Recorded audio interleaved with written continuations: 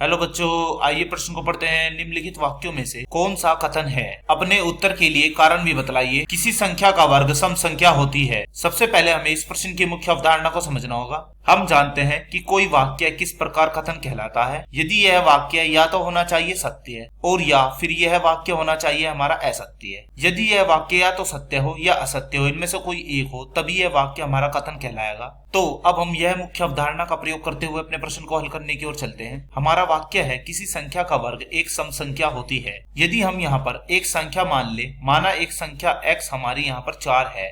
अब इस संख्या x का हम यहाँ पर वर्ग कर दें तो इसका वर्ग करने पर यह आता है 16। हम देख रहे हैं यह एक सम संख्या है, पर यदि मैं इसके स्थान पर यहाँ पर x बराबर मान लूं 3 और मैं इसका वर्ग करने लगूं तो 3 की घात 2, तो यह कितना आती है? यह आती है हमारी 9, जो कि एक विषम संख्या है। तो हमने देखा कि कुछ स्थितियों में संख्या का वर्ग करने पर यह सम संख्या आती है तथा कुछ स्थितियों में वर्ग करने पर यह विषम संख्या आती है। तो यह वाक्य न तो यह सत्य है और न ही यह असत्य है, तो हम कह सकते हैं कि यह वाक्य कथन नहीं है। आशा करता हूँ यह प्रश्न आपको समझ में आया होगा। धन्यवाद।